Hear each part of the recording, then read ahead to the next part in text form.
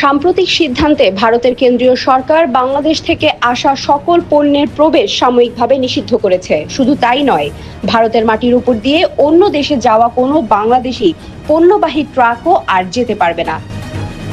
সূত্র বলছে, এই সিদ্ধান্ত এসেছে ইউনূস সরকারের কূটনৈতিক উস্কানির পর, বিশেষ করে চিকেন নেক ইস্যুতে ভারতের বিরুদ্ধে অহেতুক মন্তব্যের জেরে। আন্তর্জাতিক সম্পর্ক বিভাগের এক শিক্ষক বলেন, ভারত সবসময় বাংলাদেশের জনগণের পাশে ছিল, কিন্তু এই অবৈধ সরকারের কর্মকাণ্ড এবং অযথা প্ররোচনামূলক বক্তব্যের ফলে সম্পর্ক নষ্ট হচ্ছে। অভ্যন্তরীণ ও আন্তর্জাতিক মহলে আলোচিত এই উত্তেজনার মধ্যে নতুন তথ্য হচ্ছে, শিলিগুড়ি সীমান্তে আনা হয়েছে ভারতের অন্যতম শক্তিশালী যুদ্ধাস্ত্র রাফাল সহ আধুনিক প্রতিরক্ষা সরঞ্জাম। রাজনৈতিক বিশ্লেষকদের মতে এটি শুধু সামরিক প্রদর্শন নয়, বরং বাংলাদেশের বর্তমান অবৈধ শাসকদের উদ্দেশ্যে এক ধরনের বার্তা যে ভারতের ধৈর্যের সীমা ফুরিয়ে আসছে। তারা আরো বলেন, এমন পরাশক্তির রক্তচক্ষুর নজরে পড়লে যে বাংলাদেশের মতো রাষ্ট্রের অস্তিত্ব থাকবে না।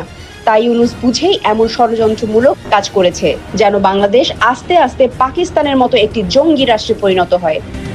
Desk report, বিবাংলা.net।